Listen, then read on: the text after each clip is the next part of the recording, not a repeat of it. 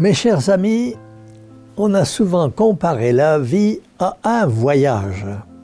Abraham se déclarait déjà pèlerin en ce monde, et il n'avait pour toute habitation que la tente que l'on dresse le soir et que l'on replie le matin. Notre Seigneur lui-même, pendant les jours de son apostolat et lorsqu'il parcourait les bourgades de la Judée, comme au soir de la résurrection sur le chemin d'Emmaüs, a été un divin voyageur. Voyageurs, nous le sommes tous. Il y a d'ailleurs entre notre vie et un voyage une ressemblance saisissante. Dans un voyage, ordinairement, on n'est pas seul.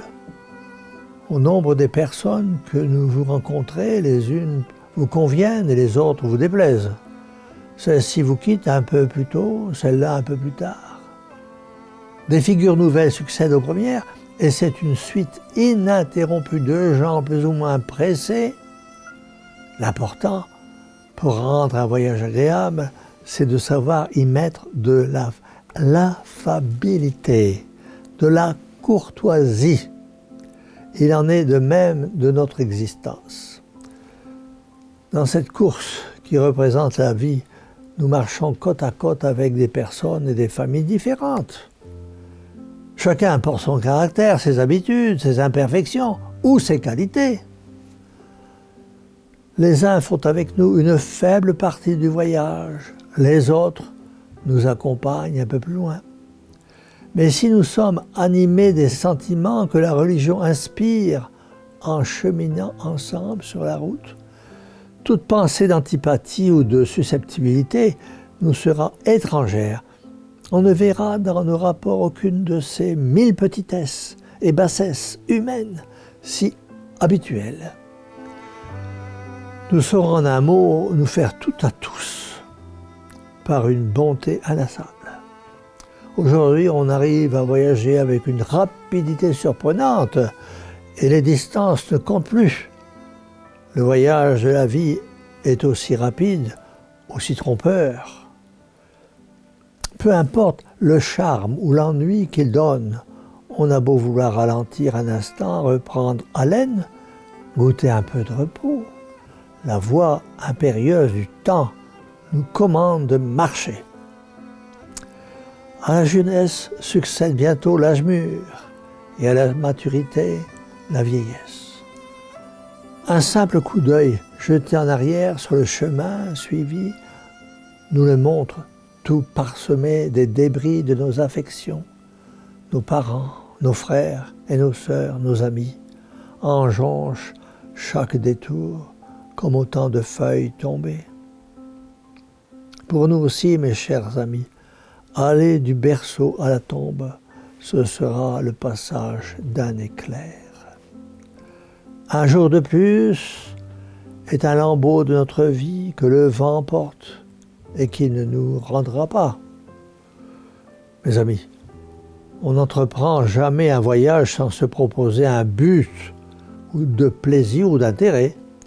Tous, en voyageant, poursuivent quelquefois, au prix de 1000 privations, un avantage particulier. Notre but, à nous chrétiens, dans cette vallée de larmes où nous marchons, est de parvenir à une destinée éternelle de bonheur. Parfois, on entend dire près du lit de mort d'une personne, « Elle est partie pour un bien grand voyage. » En parlant de la sorte, on se trompe, car cette personne vient d'arriver. L'essentiel est qu'elle ait suivi le bon chemin. Sur le chemin qui nous mène au ciel, souvent des voyageurs s'égarent volontairement.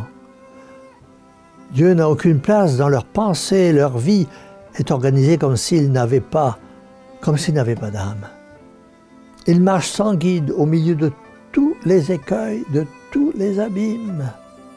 D'autres, peu soucieux du terme final, se livrent aux dissipations les plus frivoles. Chez eux, la prière et les pratiques chrétiennes sont à peu près nulles. Ils manquent de force à chaque pas. D'autres enfin s'arrêtent à mi-côte Et nous sommes du nombre si après de nombreuses années de fidélité, nous trahissons nos devoirs.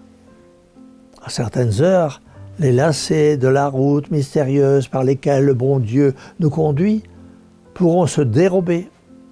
Ne perdons pas confiance. À la croisée des chemins de la Vierge fidèle, l'Immaculée sera toujours là pour nous encourager à marcher dans la bonne voie. Lorsque de la cime la plus élevée, notre regard éclairé par la foi parcourra l'horizon à travers ce dédale d'événements et d'épreuves dont notre existence aura été sillonnée, il nous sera facile de voir que ce que Dieu a fait, il l'a bien fait. Voyageurs pour le ciel, mes chers amis, marchons avec prudence et sans faiblesse.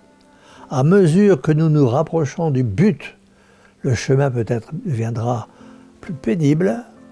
Ne soyons pas moins fidèles à le suivre. Les yeux tournés vers la terre promise. Et pour passer d'une rive à l'autre, que Jésus-Christ soit toujours notre lumière et notre force, et que la Vierge Marie soit vraiment Notre-Dame de la route, de cette route qui conduit au Christ et donc au ciel.